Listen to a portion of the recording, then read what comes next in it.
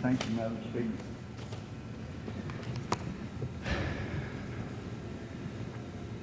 These are the times that try men's souls.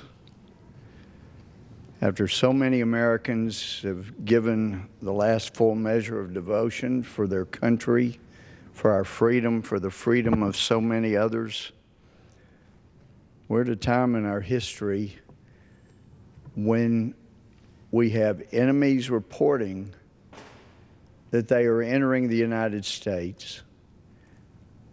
That is confirmed by the director of the FBI and others in this administration.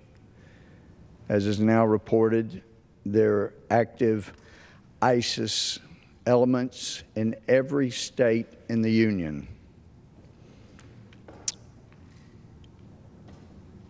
Some say, well, those who want to suspend bringing in Syrian refugees, wouldn't that be like telling the Jews during World War II they couldn't come to America? And actually, it would be more like saying, we're going to suspend bringing Germans.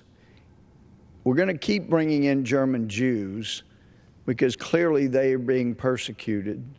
We're going to try to save them from the Holocaust. But we're going to suspend bringing in those who appear to have similar backgrounds to the Nazis, because we're not sure who's Nazi and who isn't. Can you imagine dealing with what France has dealt with after we welcomed open arms Nazis before and during World War II, if that had been the policy of the Roosevelt administration? Thank God it wasn't. But unfortunately, Jews were turned away before and during World War II. So, the President wants to continue bringing in refugees, continue the mass migration of illegal aliens into the United States. We have this report from yesterday by Brandon Darby, Ildefonso Ortiz.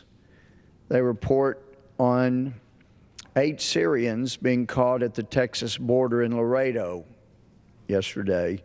The story says 2 federal agents operating under the umbrella of U.S. Customs and Border Protection are claiming that 8 Syrian illegal aliens attempted to enter Texas from Mexico in the Laredo sector. Federal agents spoke with Breitbart, Texas, on the condition of anonymity. However, a local president of the National Border Patrol Council confirmed that Laredo Border Patrol agents have been officially contacting the organization with concerns over reports from other federal agents about Syrians illegally entering the country in the Laredo sectors. The reports have caused a stir among the sector's Border Patrol agents. The sources claimed that 8 Syrians were apprehended on Monday, November 16, 2015.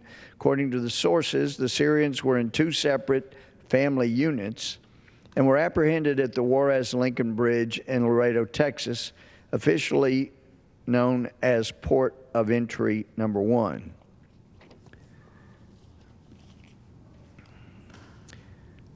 The President has also stated in recent days, it's been played over and over, as the President condemns Republicans and conservatives and liberals and moderate Americans across the spectrum of politics, Americans who are concerned about one thing: the safety of their homeland. And the President comes out and condemns, and he said, and I quote, "When I hear political leaders suggesting that there would be a religious test for which a person who's fleeing from a war-torn country is admitted, that's shameful. That's not American. That's not who we are. We don't have religious tests to our compassion."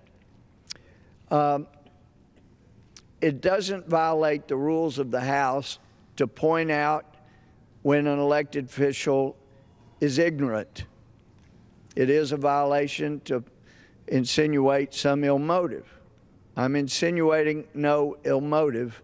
I'm stating that the president is completely ignorant of what our laws are, because the law is very clear. If you look at 8 U.S.C. 1158, and I need to tip the hat to Andrew McCarthy, who's got his article in front of me here from yesterday from nationalreview.com, and he points out that under federal law, the executive branch is expressly required to take religion into account in determining who is granted asylum. Under the provisions guarding asylum, and again, that's 8 U.S.C. section 1158, an alien applying for admission, and this is the law, must establish that religion was or will be at least one central reason for persecuting that applicant. Now, there are other potential reasons that can be given for establishing the persecution, but religion is a very important one. And we've always looked at that issue as being important. If you're being persecuted for your religious beliefs in the world, that is always historically American, to look at that fact and determine, yes, there's a religious test and these people are being persecuted because of their religious beliefs, and only if we look at their religion and whether or not that religion is being persecuted can we determine whether they are entitled to asylum. So to answer the question that's raised by the ignorant statement by our president, the truth is, yes, it is American. It is the law. We need to know what religion you are to determine whether or not you are being persecuted for your religion. In another place, and this is over from 8 U.S.C., this is in section 1101, and this is the section regarding refugee status. But to qualify, the applicant must be a refugee as defined by federal law. And then that definition is what's at section 1101A 42 capital A. The term refugee means A, any person who is outside any country of such person's nationality and who is unable or unwilling to return to that country because of persecution or a well-founded fear of persecution on account of religion. Religion is important to take into account in determining whether someone is truly a refugee. It is American. It's not shameful. It's what we've done historically, and that's why I would have a Baluch minority in my office today talking to me about persecution against the Baluch people in Iran, is because, as he says, Americans have traditionally been compassionate when people are being persecuted unfairly. And we have. And to take such persecution into account, we look at whether religion is a factor in their persecution. That is American. It's recognized even in Iran as being American and being unshameful, not only not shameful, but being to the glory and credit of the United States of America, that we do care. Mr. McCarthy's article goes on, says, in the case of this war, the Islamic State is undeniably persecuting Christians. It is doing so, moreover, as a matter of doctrine. Even those Christians the Islamic State does not kill, it otherwise persecutes as called for by its construction of Sharia. Observe, for example, the ongoing rape jihad and sexual slavery. from my discussions when I've been in Nigeria with the poor Africans whose children have been kidnapped. They explained it was only the daughters that were being kidnapped, and that they were kidnapped. The school was attacked. I asked, was it attacked because it was a girls' school and they don't want girls having education? They said, yep, they don't want girls having education, but that's not the reason they attacked it. They attacked it because it was a Christian school. So these radical Islamists associated with the Islamic State, they attack schools, particularly Christian schools, and after they attack a Christian schools, the Nigerians explained, they bring the children out, and if they're boys, they just go ahead and kill them immediately because they're Christian boys and they don't want that to spread. If, however, they're girls, these Nigerian Africans explained to me that were victims of Boko Haram, they explained if they're girls, they don't kill them, no. But you couldn't really say they weren't persecuted because they're kidnapped and they're kept strapped to beds and they're repeatedly raped until such time as they're sold into sexual slavery. And this administration, according to some in Nigeria, has said, hey, we may help you, but you gotta adopt a same-sex marriage provision or we're not going to be such help to you. And as one Nigerian bishop said to his deep credit, our religious convictions are not for sale, not to President Obama, not to anybody. God bless them. Same effort was made to push Kenya into adopting same-sex marriage laws against their religious beliefs in that country. And I was so proud of the Kenyan president. And I've heard other African leaders say they were so proud. They were all so proud in Africa of the Kenyan president not being intimidated by President Obama's demand that they change their marriage laws to go against the teachings of the man whose profile is right up here above the main door to our gallery, a man named Moses, who said he was speaking for God, and that according to God's law, a man shall leave his father and mother, and a woman leave her home, and the two will become one flesh. That was to be marriage. When Jesus, who was asked about marriage and divorce, he quoted Moses perfectly. The man we have depicted right up here in our house chamber, he quoted Moses perfectly. A man shall leave his father and mother, and a woman leave her home, and the two will become one flesh. And then he added to Moses' perfect quote, and what God has joined together, nobody put asunder. So anyway, our president was over in Africa in the past, trying to push them into changing their laws.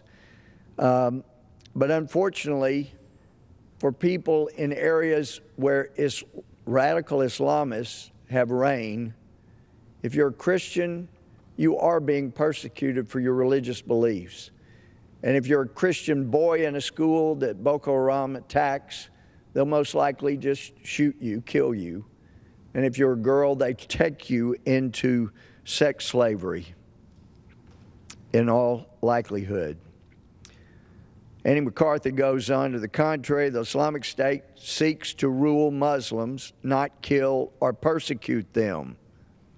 I think that's a very important point Mr. McCarthy makes. The radical Islamists are not seeking to kill or persecute Muslims like they are Christians. They're seeking to rule them. Mr. McCarthy goes on, Obama prefers not to dwell on the distinction between the jihadist treatment of Muslims on the one hand and of Christians, Jews, and other religions on the other hand, because he, like much of Washington, inhabits a world in which jihadists are not Islamic and therefore have no common ground with other Muslims, notwithstanding that jihadists emerge whenever and wherever a population of Sharia-adherent Muslims reaches critical mass. While there's no question that ISIS will kill and persecute Muslims whom it regards as apostates for refusing to adhere to its construction of Islam, it is abject idiocy to suggest that Muslims are facing the same ubiquity and intensity of persecution as Christians. And it's downright dishonest, I'm quoting Andrew McCarthy, it's downright dishonest to claim that taking such religious distinctions into account is not American, let alone shameful. How can something American law requires be not American? How can a national expression of compassion expressly aimed at alleviating persecution be shameful? That's Andrew McCarthy yesterday, National Review Online, or nationalreview.com. Christian Syrian refugees, the United States won't admit non-Muslims. This article by Nina Shea, November 2nd, she says, over the past 5 years of Syria's civil war, the United States has admitted a grand total of 53 Syrian Christian refugees, a lone Yazidi, and fewer than 10 Druze, Baha'is, Zoroastrians combined. That so few of the Syrian refugees coming here are non-Muslim minorities is due to American reliance on a United Nations refugee resettlement program that disproportionately excludes them. Past absolute totals of Syrian refugees to the United States under this program were small, but as the Obama administration now ramps up refugee quotas by tens of thousands, it would be unconscionable to continue with a process that has consistently forsaken some of the most defenseless and egregiously persecuted of those fleeing Syria. The gross underrepresentation of the non-Muslim communities in the numbers of Syrian refugees into the U.S. is reflected year after year in the State Department's public records. They show, for example, that while Syria's largest non-Muslim group, Christians of the various Catholic, Orthodox, and Protestant traditions, constituted 10% of Syria's population before the war, they are only 2.6% of the 2,000 Syrian refugees that the United States has accepted since then. Syria's Christian population, which before the war numbered 2 million, has since 2011 been decimated by what Pope Francis describes as religious genocide. I want to insert at this point, Madam Speaker, that actually I've been advised that this administration is now saying that the persecution of Christians is not being deemed a genocide by this administration. Perhaps it's because this administration feels like, well, if you're taking the young girls and putting them into sex slavery, and you're not outright killing them, you're just raping them and putting them into sex slavery, then maybe that's not a genocide. You're letting the girls live, so maybe they're so callous that they would consider it's not genocide if you just rape and put into sexual slavery these young girls who are Christians or from Christian families. This article from Nina Shea says, clearly far more than a dozen members of Syria's religious minority should qualify for refugees under the legal definition of a refugee as someone with a well-founded fear of persecution based on religion. But instead, minorities have difficulty getting to step one of the UN process. The religious terror that drove them from Syria blocks their registering. The Office of the United Nations High Commissioner for Refugees is largely limited to collecting refugee applications at resettlement and accepting resettlement referrals from its own camps and centers. The burden of feeding creates strong incentives for this practice. In an email to me, Knox Timms, the State Department's new special advisor for religious minorities, wrote, quote, "Many minorities have not entered the UN system because they are urban refugees. That is because they live far from the remote UN camps and aid centers. They lack the information and access to register, and, as is widely known, many non-Muslim refugees try hard to avoid these camps."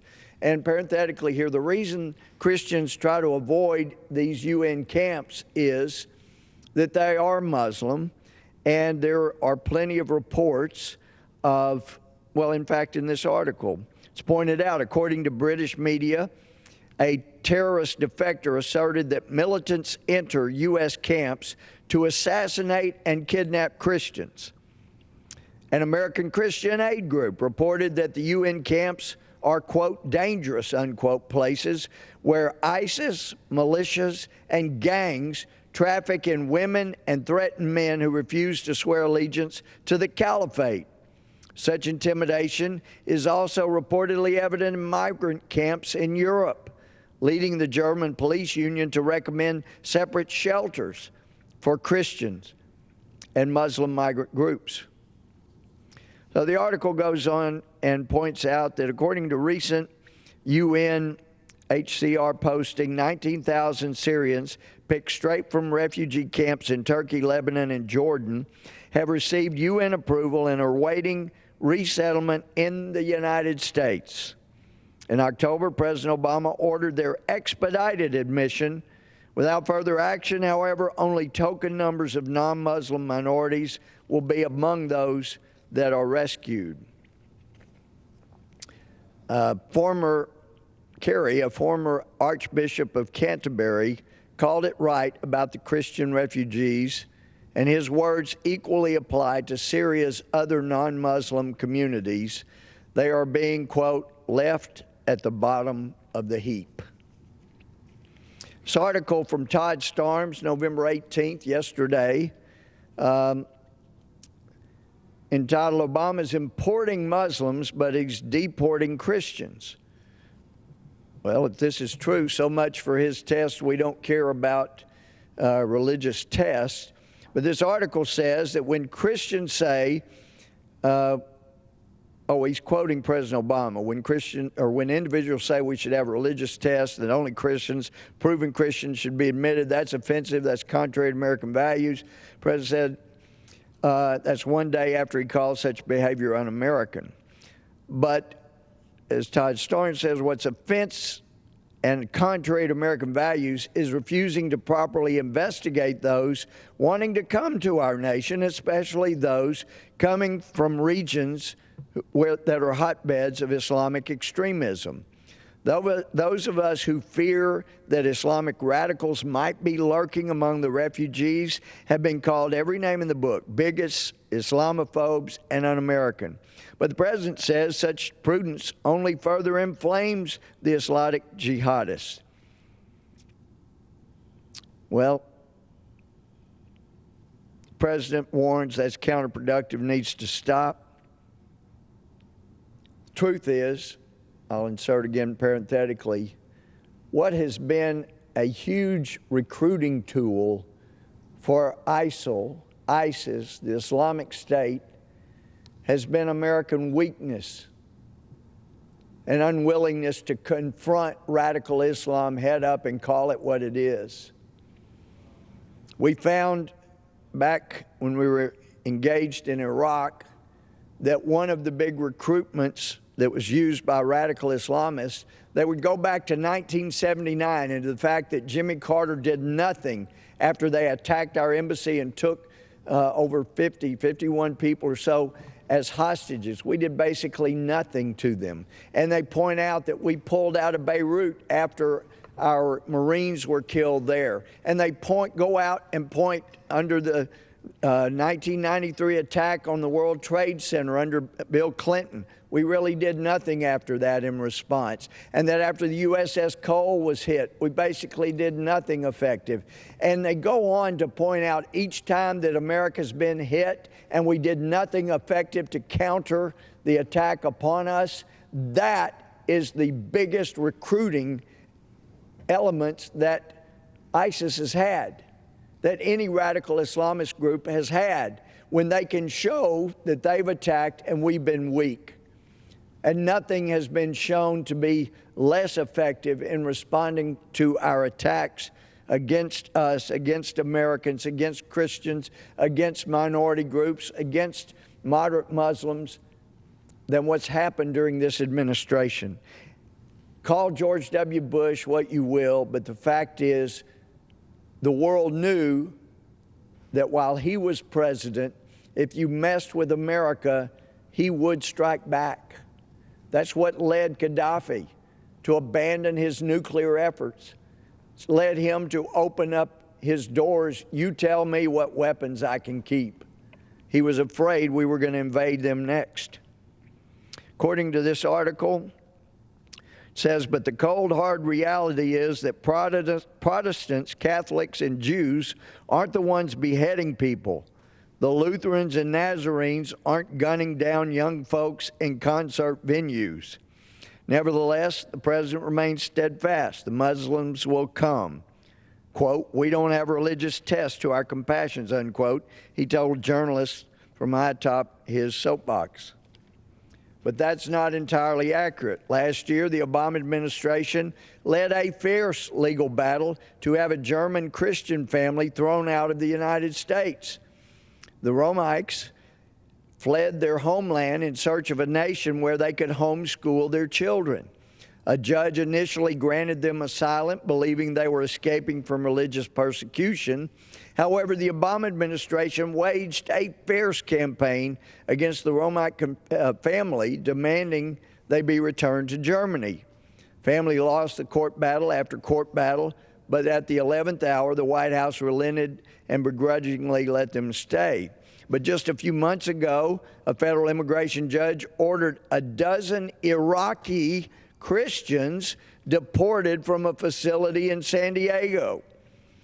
An Immigration Customs Enforcement spokesperson declined to tell the San Diego Union Tribune why the Iraqi Christians were being sent back to their native land. So the next time President Obama wants to lecture the nation about religion, maybe he could explain why his administration is importing Muslims and deporting Christians. I realize I just have a few minutes left, Madam Speaker. Our hearts, our prayers, thoughts have been with the people of France and Lebanon and Russia, victims of radical Islamist attacks, and anywhere they've been occurring, Brussels as well. There's great irony. On Wednesday of last week, the European Union announced what it had been building to some time. In essence, it announced it was declaring economic war on Israel. Anti-Semitism has grown all over the European Union to levels I never would have dreamed as a little boy would ever come back to Germany, where we read and studied about the Holocaust and the persecution of Jews, not just in Germany, but around Europe. And there were other countries that actually assisted the Germans. There were people like George Soros, who was Jewish, that helped finger other Jews. I never thought we'd get to the level of anti-Semitism where Europe as a whole, as a group, would basically declare economic war against Israel. Incredible how anti-Semitism has grown there. And then within 48 hours of them declaring war on behalf, siding with the Muslims, and the Palestinian Muslims, siding with those. The gentleman's time has expired. Well,